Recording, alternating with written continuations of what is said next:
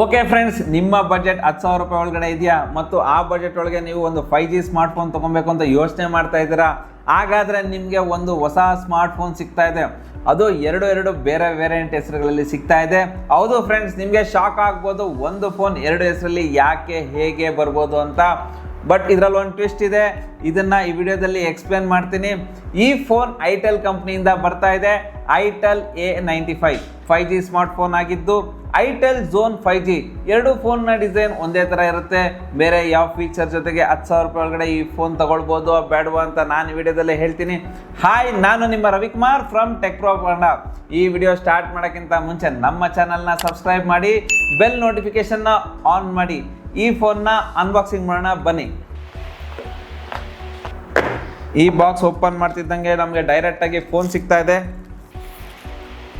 ಈ phone 5G smartphone ಆಗಿದ್ದು, ಆ ನಂತರ ಇದನ್ನು ಕೆಳಗಡೆ ಓಪನ್ ಮಾಡ್ತಿದ್ದಂಗೆ ನಿಮಗೆ ಬ್ಯಾಕ್ ಕೇಸ್ ಕೂಡ ಸಿಗ್ತಾ ಇದೆ.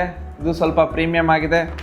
ಅದರ ಜೊತೆಗೆ ಡಾಕ್ಯುಮೆಂಟೇಷನ್, ಯೂಸರ್ ಮ್ಯಾನ್ಯುವಲ್ ಗೈಡ್ ಇದು ಕೂಡ ಸಿಗ್ತಾ ಇದೆ. 15 ವಾಟ್ಸ್ ಅಡಾಪ್ಟರ್ ಕೂಡ ಸಿಗ್ತಾ ಇದೆ. ಆ ನಂತರ ನಿಮಗೆ B2C ಕೇಬಲ್ ಕೂಡ ಸಿಗ್ತಾ ಇದೆ. ಸಿಮ್ ಮೆಜೆಕ್ಟರ್ ಕೂಡ ಸಿಗ್ತಾ ಇದೆ. ಇದರಲ್ಲಿ ನೀವು ಒಂದು ಟೆಂಪರ್ ಗ್ಲಾಸ್ ಹಾಕ್ಕೊಳ್ಬೇಕು, ಅದು ಬಿಟ್ಟರೆ ಏನೂ ಎಕ್ಸ್ಟ್ರಾ ತಗೊಳ್ಳೋ ಅವಶ್ಯಕತೆ ಇಲ್ಲ. ಐಟೆಲ್ ಒಂದೇ ಫೋನ್ ಎರಡು ಬೇರೆ ಬೇರೆ ಹೆಸರಲ್ಲಿ ಲಾಂಚ್ ಮಾಡ್ತಾ ಇದ್ದಾರೆ. ಯಾಕಂದರೆ ಒಂದು ಆನ್ಲೈನ್ನ ಟಾರ್ಗೆಟ್ ಮಾಡಿದರೆ, ಇನ್ನೊಂದು ಮೇನ್ ಲೈನ್ ಸ್ಟೋರ್ನ ಟಾರ್ಗೆಟ್ ಮಾಡಿದರೆ.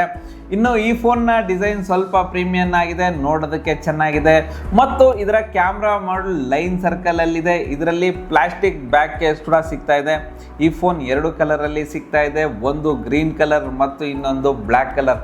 ಈ ಫೋನ್ ಜಸ್ಟ್ 187 ಗ್ರಾಮ್ಸ್ ಇದೆ ಮತ್ತು 7.8 mm ಥಿಕ್ನೆಸ್ನ ಹೊಂದಿದೆ. ಈ ಫೋನ್ ಸ್ವಲ್ಪ ದಪ್ಪನೂ ಇಲ್ಲ ಮತ್ತು ಜಾಸ್ತಿ ವೆಯ್ಟ್ ಕೂಡ ಇಲ್ಲ. ಇದರ ಫ್ರಂಟ್ನಲ್ಲಿ ಪಂಚೋಲ್ ಕ್ಯಾಮ್ರಾ ಇದೆ ಮತ್ತು ಇದರ ಡಿಸೈನ್ ಅಕಾರ್ಡಿಂಗ್ಲಿ ಈ ಫೋನ್ ಚೆನ್ನಾಗಿದೆ. ಇನ್ನು ಇದರಲ್ಲಿ IP54 ರೇಟಿಂಗ್ನ ಇದೆ. ಇದರ ಮೇಲೆ ಸ್ವಲ್ಪ ನೀರು ಬಿದ್ದರೆ ಏನಾಗಲ್ಲ ಮತ್ತು ಇದರ ಮೇಲೆ ನೀರು ಹಾಕಿದ್ರೆ ಫೋನ್ ಹಾಳಾಗುತ್ತೆ. ಮತ್ತು ಈ ಫೋನ್ನ ಕೆಳಗಡೆ ಹೆಡ್ಫೋನ್ ಜಾಕ್ ಇದೆ ಮತ್ತು ಮೈಕ್ರೋಫೋನ್ ಇದೆ. USB-C ಚಾರ್ಜಿಂಗ್ ಪೋರ್ಟ್ ಕೂಡ ಇದೆ. ಸ್ಪೀಕರ್ ಇದೆ. ಲೆಫ್ಟ್ ಹ್ಯಾಂಡ್ ಸೈಡ್ನಲ್ಲಿ ಡೆಡಿಕೇಟೆಡ್ HD ಮೈಕ್ರೋ ಸ್ಲಾಟ್ ಕೂಡ ಕೊಟ್ಟಿದ್ದಾರೆ. ರೈಟ್ ಹ್ಯಾಂಡ್ ಸೈಡ್ನಲ್ಲಿ ಪವರ್ ಮತ್ತು ವಾಲ್ಯೂಮ್ ಅಪ್ ಆ್ಯಂಡ್ ಡೌನ್ ಕೂಡ ಇದೆ. ಈ ಫೋನ್ನ ಮೇಲೆ ಏನೂ ಇಲ್ಲ. ಈ ಫೋನಲ್ಲಿ ಸಿಂಗಲ್ ಸ್ಪೀಕರ್ ಮತ್ತು ಸಿಂಗಲ್ ಮೈಕ್ರೋಫೋನ್ ಇದೆ ಅಷ್ಟೇ. ಮತ್ತು ಇದರ ಆಡಿಯೋ ಕ್ವಾಲಿಟಿ ಸ್ವಲ್ಪ ಪರವಾಗಿಲ್ಲ, ಆದರೆ ಜೋರಾಗಿ ಕೇಳಲ್ಲ. ಸೌಂಡ್ ಕ್ವಾಲಿಟಿ ತುಂಬ ಕಡಿಮೆ ಇದೆ.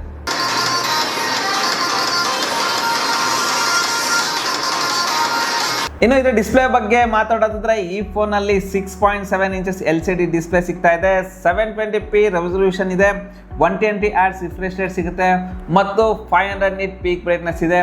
ಈ ಫೋನ್ನ ಡಿಸ್ಪ್ಲೇ ಸ್ಮೂತ್ ಆಗಿ ವರ್ಕ್ ಆಗುತ್ತೆ. ಇದು ಸ್ವಲ್ಪ ಬ್ರೈಟ್ ಆಗಿದೆ, ಆದರೆ ಔಟ್ಡೋರ್ನಲ್ಲಿ ಜಾಸ್ತಿ ವಿಸಿಬಲ್ ಆಗಿಲ್ಲ. ಮತ್ತು ಯೂಟ್ಯೂಬ್ನಲ್ಲಿ 2K ವಿಡಿಯೋಸ್ನ ನೋಡ್ಬೋದು.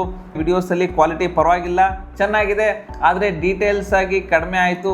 ಇನ್ನೂ ಬೆಟರ್ ಆಗಿ ಮಾಡ್ಬೋದಾಗಿತ್ತು, ಆದರೆ ಈ ಬಜೆಟ್ ಅಕಾರ್ಡಿಂಗ್ ಈ ಫೋನ್ ಡಿಸ್ಪ್ಲೇ ಚೆನ್ನಾಗಿದೆ.